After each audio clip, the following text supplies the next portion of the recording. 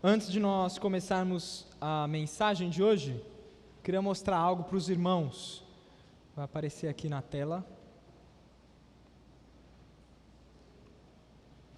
Opa, vamos lá?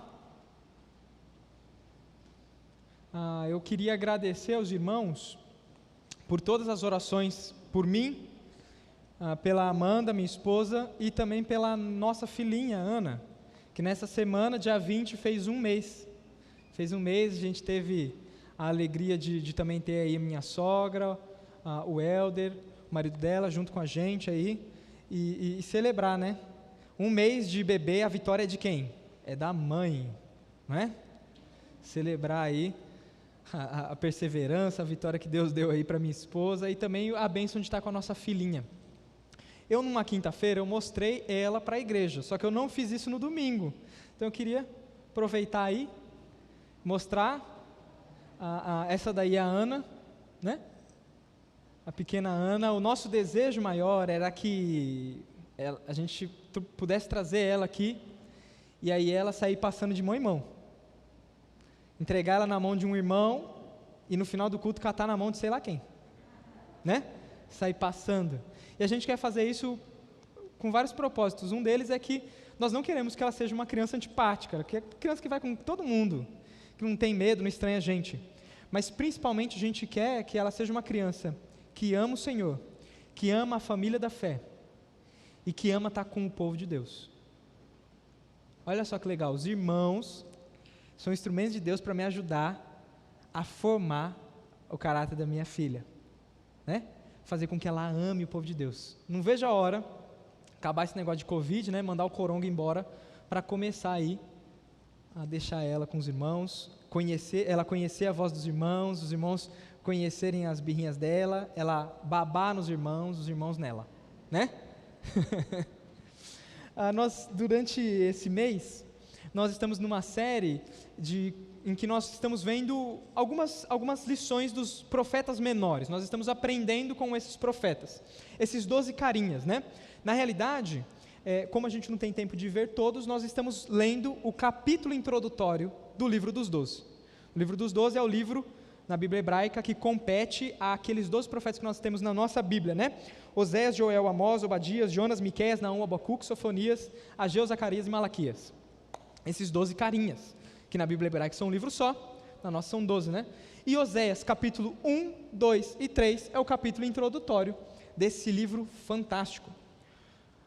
Em Oséias capítulo 1, nós vimos o Senhor falando contra o pecado. Há pecado no meio do meu povo e há pecado na terra.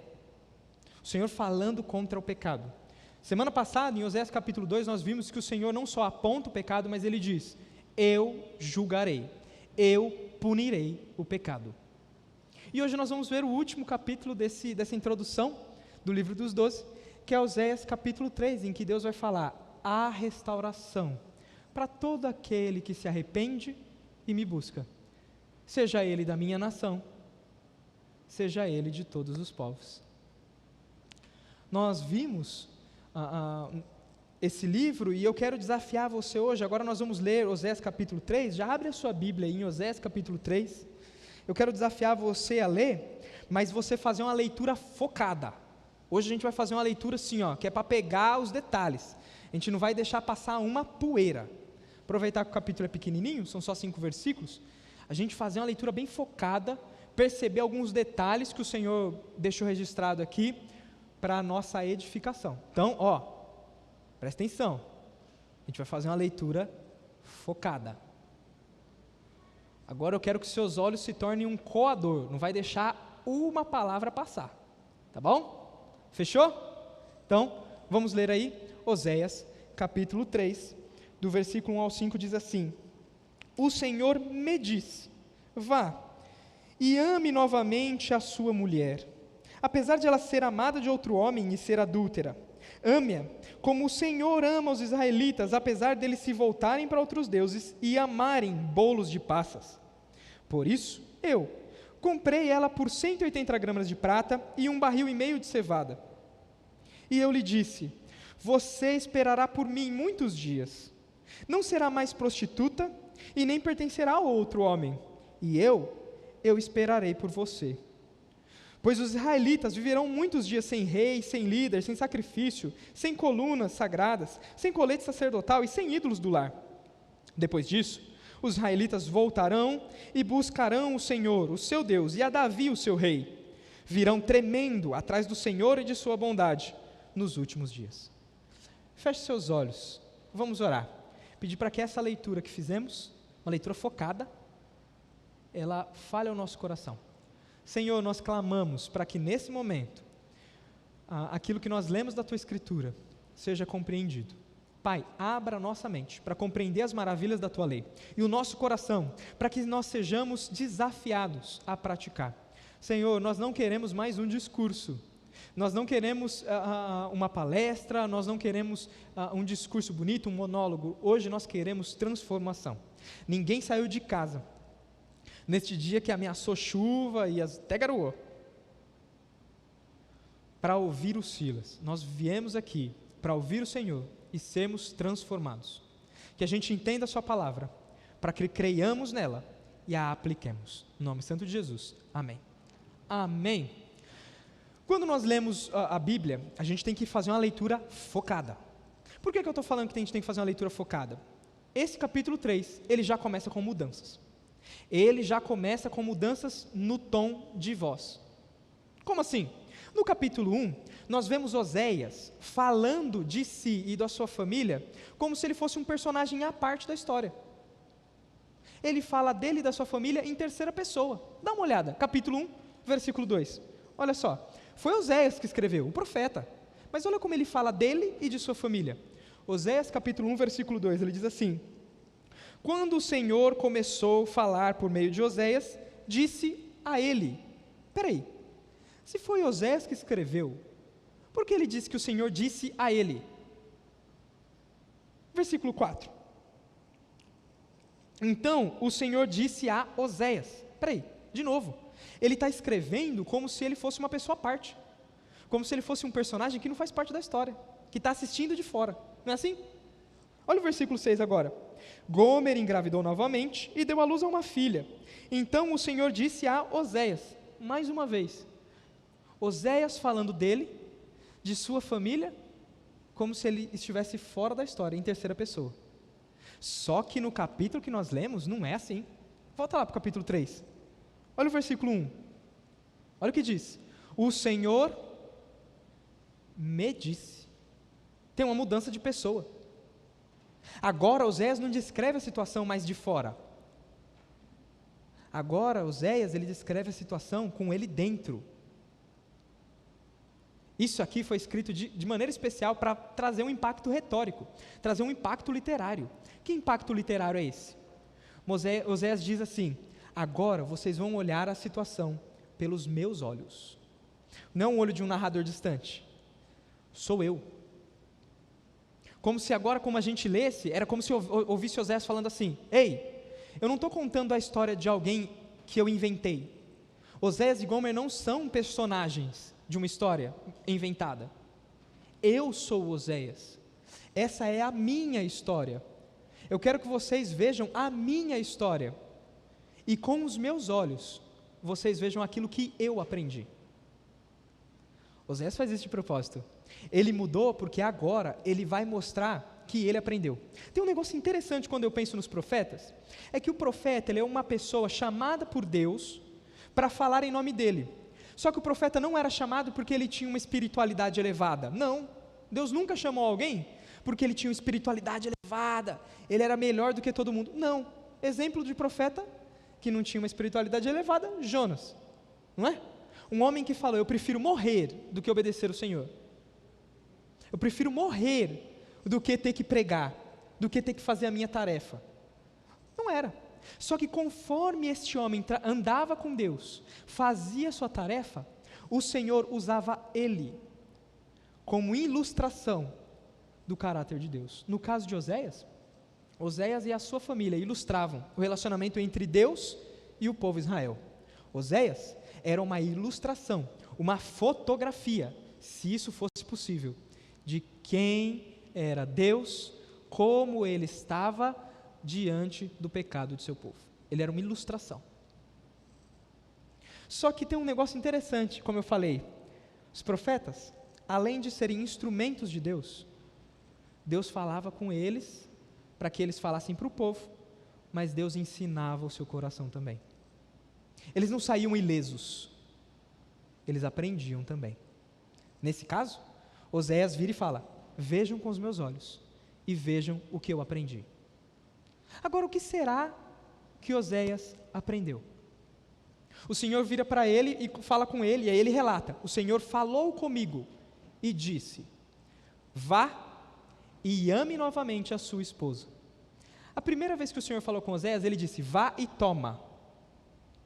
Tarefas fáceis, vá e toma. Difícil era escolher a mulher certa, né? Vai e toma uma mulher de prostituições. Nesse momento agora, uma tarefa muito mais difícil. Ele vira e fala: vá e ame a sua mulher. Naquela época, Gomer era só uma mulher de prostituições, uma mulher que tinha tendências ao adultério, ou uma mulher que se deitava na cama de qualquer um. Agora, o Senhor diz para Oséias: vá e ame a sua mulher, que é prostituta e que é amada de um outro homem. Ela já está com outro homem. Vá atrás da sua mulher. Olha que lição difícil. O que Oséias vai aprender? Oséias vai aprender a amar como Deus ama. Porque Deus diz: vá e ame a sua esposa. E aí ele completa: assim como Deus amou a Israel. Oséias vai aprender agora a amar o Senhor. Não é à toa que ele fala: essa é a lição que eu aprendi. Essa é a minha vida. Essa é a minha história. Isso eu vivi. O que será que Oséias aprendeu com o amor de Deus? Primeira coisa, Oséias aprendeu que o amor de Deus é incondicional. O que significa isso? Incondicional significa que é um amor que não espera nada em troca. Vocês já ouviram aquela música do Djavan, Vem me fazer feliz porque eu te amo? Isso não é amor incondicional. Vem me fazer feliz porque eu te amo? Não. Se fosse um amor incondicional, seria só eu te amo. E aí? Acabou. É um amor que não espera nada em troca. Não é um amor que é dado para alguém porque alguém fez bem. Não é um amor que reage a uma situação. É um amor que toma a iniciativa. Deus vira para Oséias e fala: vá e ame. Gomer não bateu na porta de Oséias, e enquanto Gomer batia na porta de Oséias, Deus virou para ele e falou assim: ó, sua esposa está na porta, vai e ame. Ela vai se arrepender, vai pedir perdão. Não. Olha que humilhação. Deus vira para Oséias e fala: vá e ame. Do mesmo jeito que ele saiu de casa e foi atrás dela pela primeira vez para se casar com ela, o Senhor agora manda ele ir atrás dela com o amante. Descobrir quem era o amante, ir atrás dela com o amante e falar: você é minha. E não fazer isso só por obediência, mas fazer isso por amor. Gomer merecia? Não. Quem era Gomer? Prostituta, amada de seu amigo. E tudo isso Oséias aprendeu porque ele olhou para o Senhor e viu que o Senhor amava os israelitas. Olha só o versículo 2, o versículo 2 diz assim, 1. O Senhor me disse: vá e ame novamente a sua esposa, apesar dela ser amada de outra e adúltera. Ame-a como o Senhor ama os israelitas, incondicionalmente. Apesar deles se voltarem a outros deuses e amarem bolos de passas. Ele vira e fala assim: ó, você tem que amar assim como eu amo meu povo não me busca, meu povo não se arrepende, eles buscam outros deuses. Ame de maneira incondicional. A gente está fazendo uma leitura focada, não está? Tem alguma coisa nesse versículo que te chama atenção? Tem? A Carol deu risada. O que te chama atenção, Carol? Oi? O bolo de passa. Isso também me chama atenção. Tanta coisa para Deus falar que o povo amava, ele falou, e eles buscam outros deuses e amam o bolo de passa. Será que Deus é contra o panetone? Por que Deus, tanta coisa para Deus falar? Deus podia falar assim: vá e ame como o Senhor ama Israel, porque eles buscaram outros deuses e eles amam o pecado. Porque eles buscam outros deuses e amam o dinheiro. Eles amam os ídolos. Eles amam o sexo ilícito. Eles amam a porqueira, a imundície. Deus podia falar tanta coisa, mas Deus falou, eles amam o bolo de passa. Por que que... Deus não é contra o panetone. Pode comer seu panetone tranquilo, se quiser me dar, eu gosto do que tem passas. Deus não é. Isso faz a gente pensar como é que funcionava o culto naquela época. Naquela época, os sacrifícios funcionavam assim. No caso de Israel, o povo levava um cordeiro. A gente tem a ideia de que o povo levava o cordeiro para o sacerdote, né? Colocava lá. Aí o sacerdote queimava o bicho todo, a fumaça era para Deus, como se Deus tal. Aí o cara vai, queimou, ele vai embora. A gente tem essa ideia. Só que não era assim que funcionava. O cara levava o animal, o sacerdote ia lá, assava, fazia um churrasco. O sacerdote ficava com uma parte era queimada em sacrifício ao Senhor, e o cara que ofereceu ficava com um pouco do churrasco também. O cara comia, o cara levava para casa. Um pouquinho do sacrifício que ele ofertou, ele também comia. Quando o Senhor diz, eles amam os bolos de passas, o Senhor está lembrando disso. O povo de Israel, ao buscar outros deuses, eles faziam o quê? Levavam um bolinho de Páscoa, um panetonezinho lá, levava, chegava, cultuava, e eles ficavam muito felizes, porque depois de cultuar o Deus estranho, de fazer todo aquele ritual ridículo, que era o ritual a Baal, que eu tenho vergonha de falar, como era, eles pegavam um pedaço desse bolo de Páscoa e levavam para casa. O Senhor, Ele faz questão de falar, porque esse é um texto que está demonstrando emoção, o Senhor está triste, o Senhor está falando assim, ame a sua esposa como eu amo o meu povo, que embora eu ame, eles buscam outros deuses e preferem bolo de passas do que eu. Eles preferem comer panetone do que eu. O Senhor, Ele fala assim, ó, você tem que amar sem esperar nada em troca. Porque a pessoa, o objeto do seu amor, não vai te corresponder. Não te correspondeu.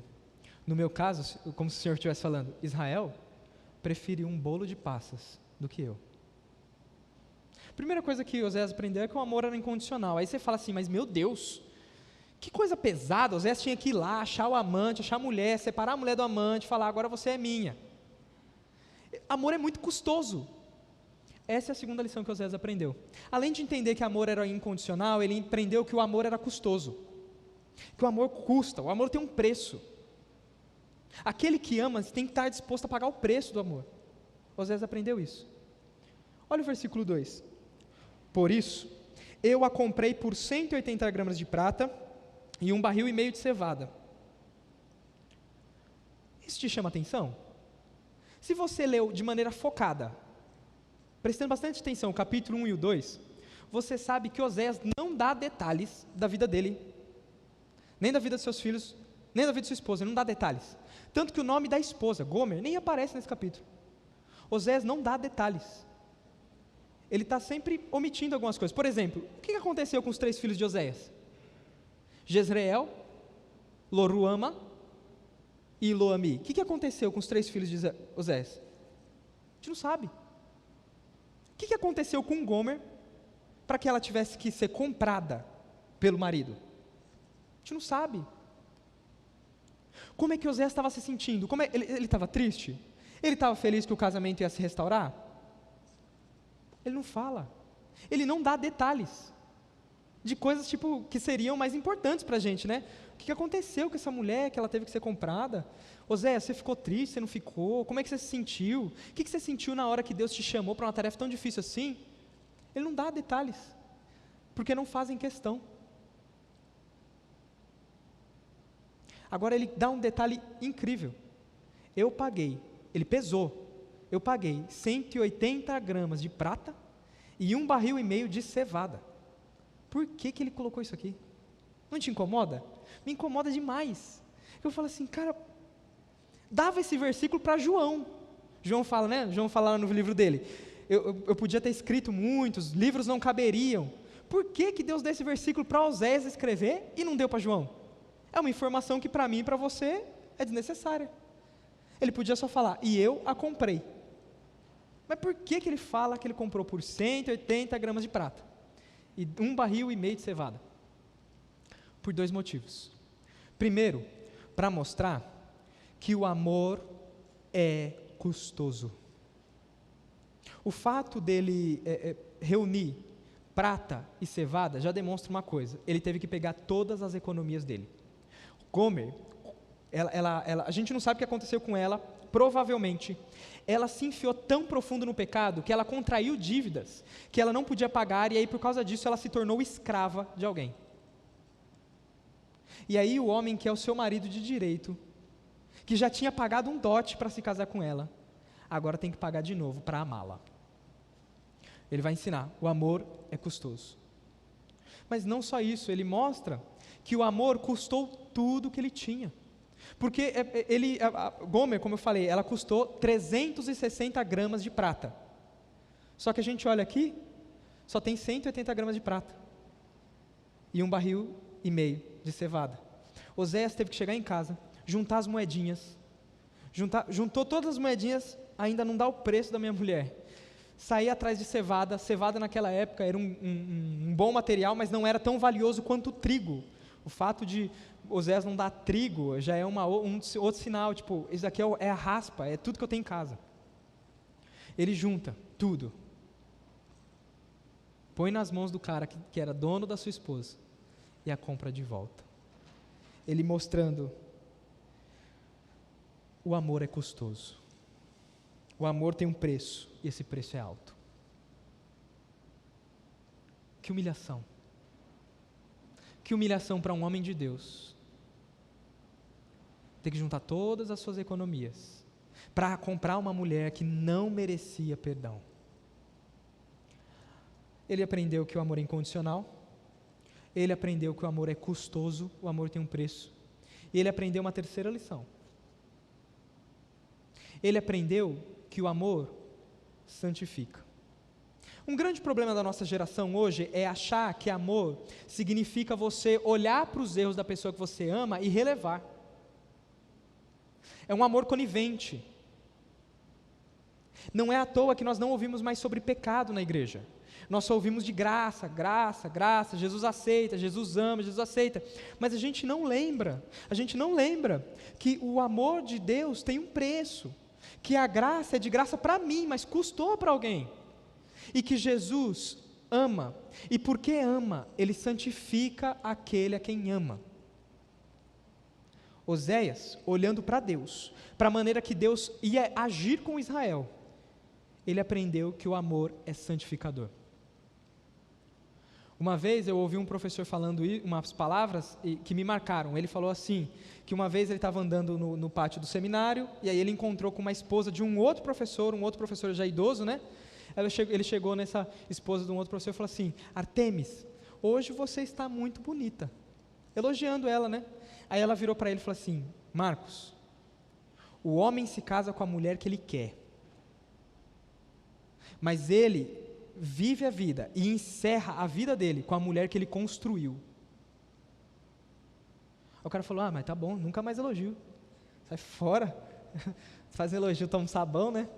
Deixa quieto. Ele falando isso, e essas palavras me marcaram. No dia do casamento, o homem casa com a mulher que ele escolheu. Mas no fim da vida dele, ele apresenta diante do Senhor a mulher que ele construiu. Não é à toa que o amor é santificador. Olha só o que Oséias diz no capítulo 3, no versículo 3. E eu disse a ela: você esperará por mim durante muitos dias, não será prostituta, nem pertencerá a nenhum outro homem, eu esperarei por você. Oséias está mostrando que o desejo dele ao amar a sua esposa é purificá-la. Ele diz: você esperará por mim durante muitos dias. Por que ele manda a mulher esperar? Por 2 motivos. Primeiro, porque ele queria saber se ela seria fiel a ele. Se durante um longo período do tempo ela aparecesse grávida, tem alguma coisa errada. Porque ele falou: você esperará por mim, você não se prostituirá, você não será dada a nenhum outro homem, e eu também esperarei por você. Ele mostra que esse tempo de espera serve para santificar a mulher, fazer a mulher fiel, purificar ela do pecado, fazer com que as marcas do pecado fiquem para trás. Ele comprou aquela mulher para fazer dela uma mulher melhor. Só que tem um segundo motivo dele fazer ela esperar. E esse último motivo está na frase final. Ele fala assim: você esperará por muitos dias. E na frase final ele fala assim: eu também esperarei por você. O marido que ama incondicionalmente, que paga o preço e que quer santificar a sua esposa, o desejo dele é que a mulher o deseje. Você ficará muitos dias até o dia em que você me desejar. Você não vai querer mais ninguém. Você vai me amar somente, você vai me querer. Você vai me desejar. Osés queria isso. Ele purificaria a sua esposa para fazer isso. De onde ele tirou essa ideia? De Deus. Ele explica por que ele falou isso. Ele falou para Gomer: você me esperará, não se prostituirá. Você não será dada a outros homens. Eu também esperarei por você. Aí ele vai explicar por que ele disse para Gomer. Versículo 4. Porque os israelitas virão muitos dias sem rei, sem líder, sem sacrifício, sem colunas sagradas, sem colete sacerdotal, sem ídolos do lar. O Senhor, para santificar o seu povo, ele amou o povo incondicionalmente. O povo não tinha nada para oferecer, o povo não merecia o amor, o Senhor foi, ele tomou a iniciativa de ir, assim como Oséias fez também. Ele pagou o preço, o Senhor pagou o preço pelo povo. E ele faz o povo esperar, para que o povo seja purificado. E nesse tempo de espera, ele tira algumas coisas desse povo. Ele tira o privilégio da presença, o privilégio do culto. Olha o que ele diz: você viverá sem rei, sem líder, sem sacrifício e sem colete sacerdotal. Eu vou tirar de vocês aquilo que marca vocês como povo de Deus. Eu vou tirar de vocês aquilo que marca vocês como Israel. Vocês vão ficar sem rei, sem líder, sem sacrifício, sem colete sacerdotal. Até sem culto vocês ficarão, para que vocês sejam apenas meus. Quando o Senhor priva o seu povo da presença, o povo sofre. E aí o povo começa a almejar o Senhor. Sabe como é que eu sei? Porque junto com a retirada do rei, do líder, do colete sacerdotal e do sacrifício, olha o que saiu também. Versículo 4: pois os israelitas viverão muitos dias sem rei, sem líder, sem sacrifício, sem colunas sagradas. Colunas sagradas eram os altares que o povo fazia para cultuar os ídolos estranhos, os deuses falsos. Sem colunas sagradas, sem o colete sacerdotal e sem os ídolos do lar. Até a idolatria seria retirada. O Deus que ama santificaria o seu povo. E aí, depois de dizer que ele ama de maneira incondicional, ele pagaria o preço, ele santificaria o seu povo, ele dá uma esperança. E aí é fantástico. E eu quero que você leia focado comigo essa esperança. O Senhor promete restauração completa. Olha só o que ele diz, versículo 5. Depois disso, depois do quê? Depois de muitos dias, eles viverão muitos dias sem aquelas coisas. Depois disso, os israelitas voltarão e buscarão ao Senhor, o seu Deus, e a Davi, o seu rei. Eles virão tremendo atrás do Senhor e da sua bondade nos últimos dias. O Senhor falou: depois daqueles muitos dias, eles se voltarão para mim. Só que você leu focado? Leu focado? O que te chama a atenção aqui? Tem alguma coisa que chama a atenção aqui? Lê focado. O que te chama a atenção nesse versículo? Não tem nada que causa a sua curiosidade? Oi? Tremendo. A gente sabe que eles viriam tremendo porque eles aprenderiam o quão duro é viver sem o Senhor. Eles viriam tremendo. Eles viriam assim, eufóricos. Isso chama sua atenção, mas teve uma outra coisa que chamou minha atenção. O que chamou sua atenção aqui? Davi. O que Davi tem a ver com o bolo? E aí eles voltarão e buscarão ao Senhor. A gente, graças a Deus, eles se arrependerão dos pecados. Glórias a Deus. E buscarão o Senhor, o seu Deus, e a Davi, o seu rei. Tem alguma coisa estranha. Porque quando Osés falou, tinha no mínimo 200 anos que Davi já tinha sido enterrado. Como eles buscariam Davi? Davi já morreu. Há 200 anos já tinha, pelo menos, 200 anos já estava enterrado. Como eles buscariam a Davi? E para que eles buscariam a Davi? Se eles já têm o Senhor, para que quer Davi? Quem é Davi diante do eu sou, né? Isso me chama a atenção. E devia chamar a sua também. Isso daqui é o cumprimento de uma promessa de restauração que Deus tinha feito já no capítulo 1. Volta ao capítulo 1. Capítulo 1, versículo 10 e 11 diz assim: contudo, os israelitas ainda serão como a areia da praia, que não se pode medir nem contar. No lugar onde se dizia a eles: vocês não são meu povo, eles serão chamados filhos do Deus vivo. O povo de Judá e o povo de Israel serão reunidos, e eles designarão para si um só líder, e se levantarão da terra, pois será grande o dia de Jezreel. Deus está lembrando o dia. Naquele dia, depois de muitos dias, depois disso, nos últimos dias, é o que fala, né? As implicações de tempo, né? Versículo 4, depois de muitos dias. Versículo 5, depois disso. E no finalzinho do versículo 5, nos últimos dias, eles procurarão um rei da linhagem de Davi. Agora eu quero perguntar para você, quem é esse rei?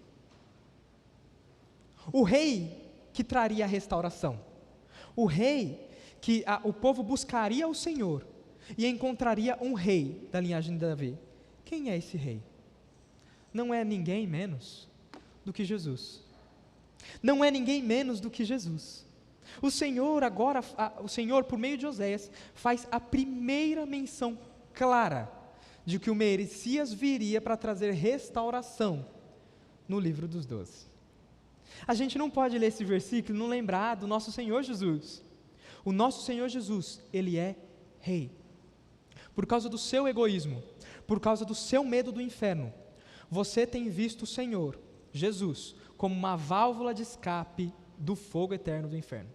Por causa do seu medo, do seu egoísmo, e também por causa da má instrução de nós pastores. Nós apenas vemos o nosso Senhor como se fosse um passaporte para o céu. Mas Ele não é só alguém que compra o nosso passaporte para o céu. Ele é um rei. Você quer ver como o nosso egoísmo, o nosso medo do inferno moldou a maneira que a gente lê a Bíblia? Para que servem os 4 livros que nós chamamos de evangelhos? Mateus, Marcos, Lucas e João. Para quê? É para contar a história de Jesus? Eles contam a história de Jesus, mas o objetivo não é esse. João mesmo disse que tinha muitas outras coisas que ele poderia colocar lá. Se não colocou todo, o objetivo não era só contar a história de Jesus. Além disso, a gente só sabe o que aconteceu com Jesus quando ele nasceu, quando ele tinha 2 anos, um evento quando ele tinha 12, e depois só alguns trechos do seu ministério. Jesus tinha grupo de jovens? Como é que era Jesus na escola? Ele é um bom estudante? A gente não sabe. Porque o objetivo dos evangelhos não foi só contar a história de Jesus, ele conta, mas tem um objetivo maior. Não, Silas, o objetivo dos evangelhos é falar da salvação, a morte e a ressurreição de Jesus. Será? Você parou para pensar que nos 4 evangelhos, a morte, a ressurreição, elas ocupam tão pouco capítulo? Por exemplo, no de Mateus só tem um capítulo, 27, que fala da morte e da ressurreição de Jesus. De 28 capítulos, Mateus só falou da morte e ressurreição, um capítulo. João é o que fala mais da última semana, né? Do 13 até o 20, está falando da última semana, até a morte de Jesus. Mas são poucos capítulos. A morte mesmo, João só fala em um capítulo. Será que ele está preocupado só com isso? Não. Os evangelhos, eles não contam só a história de Jesus ou só como a gente pode alcançar a salvação. Os evangelhos são livros que contam como Deus se tornou rei. Os evangelhos contam a história de como Deus se tornou rei. Como eu sei isso? Abre no primeiro evangelho, Mateus. Abre aí. Olha a preocupação. Olha a preocupação.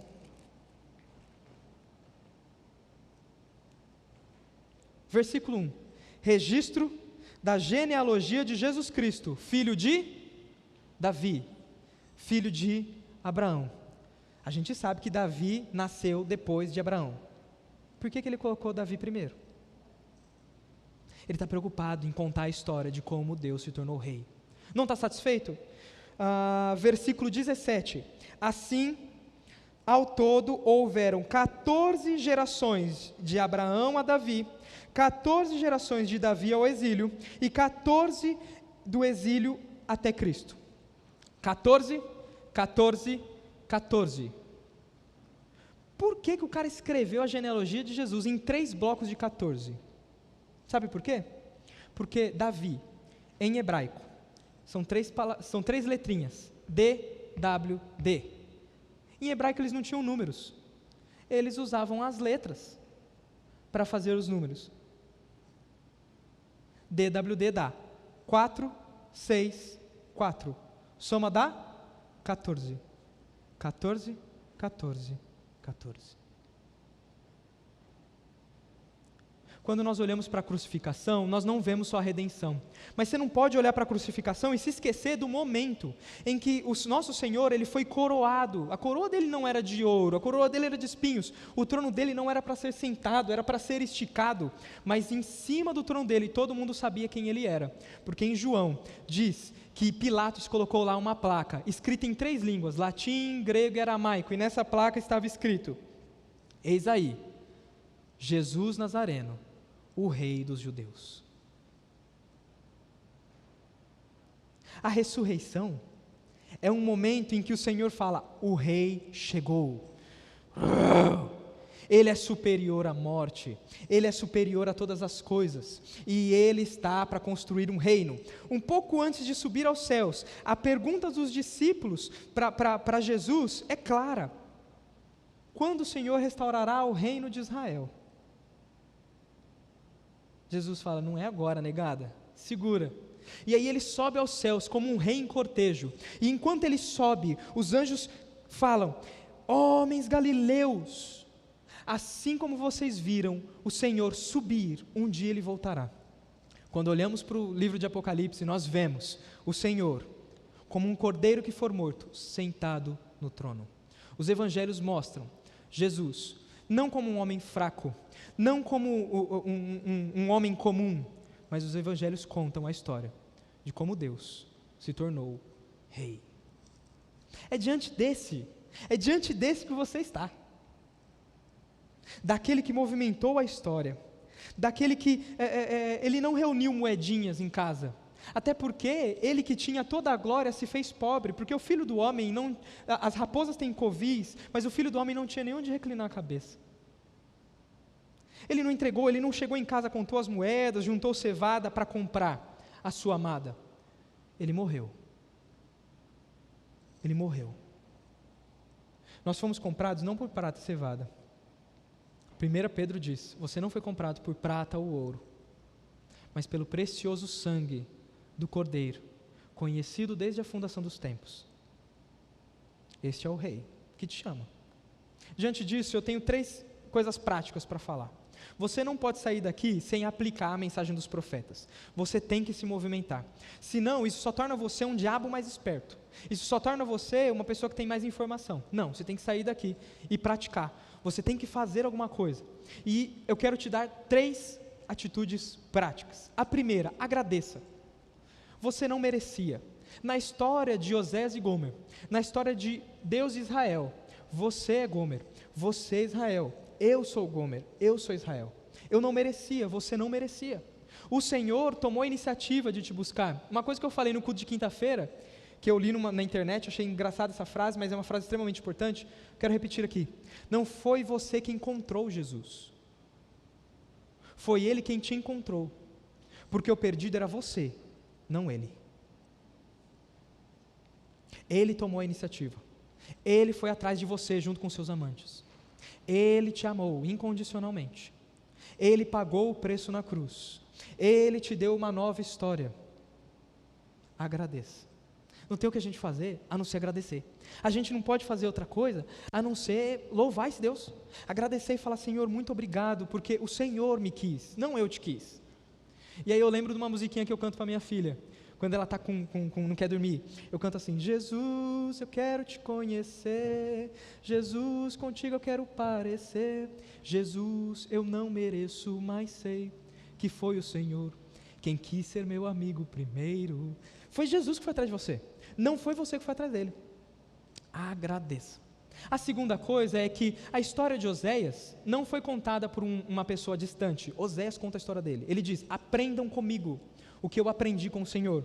E o que ele aprendeu foi dar amor a quem não merece.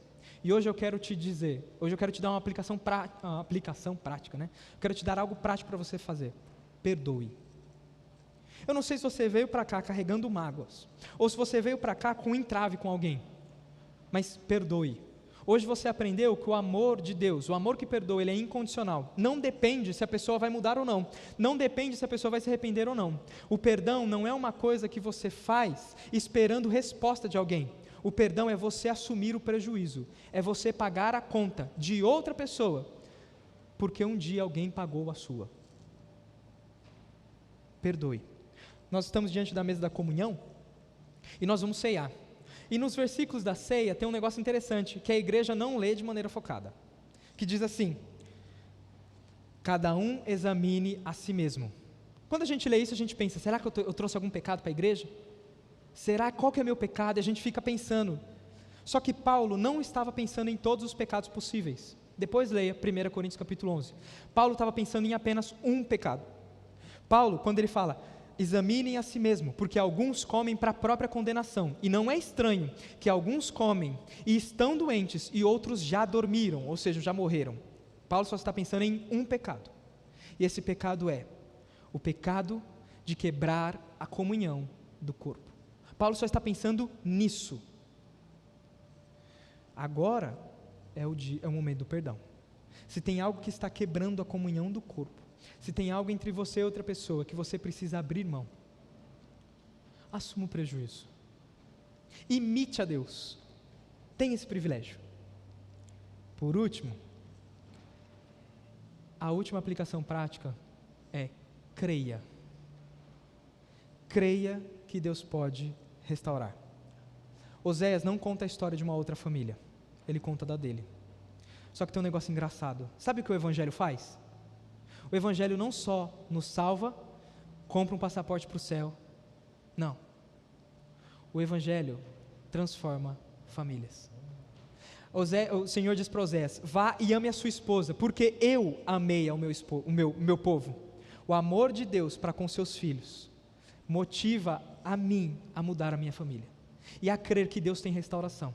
O amor de Deus que restaura Israel pode restaurar os seus filhos, a sua esposa, o seu marido, o seu irmão, o seu tio, o seu familiar. Creia na restauração.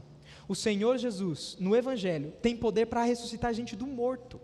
Vocês lembram? A gente não lê de maneira focada, mas Mateus 27 diz que no momento em que Jesus morreu, o Senhor no céu, como um pai de luto, rasga suas vestes, ele rasga o véu do templo, ele quebra as pedras, como um pai chega em casa depois de ter a notícia que seu filho morreu, quebrando tudo, ele quebra as montanhas.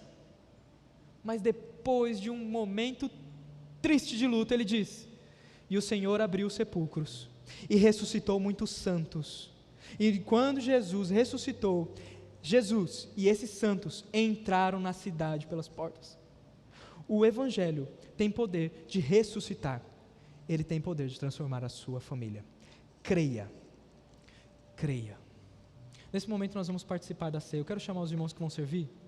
E eu quero que você tenha isso na sua mente. Esse é o cálice da gratidão. Esse é o cálice que me impulsiona ao perdão. E esse é o cálice que me faz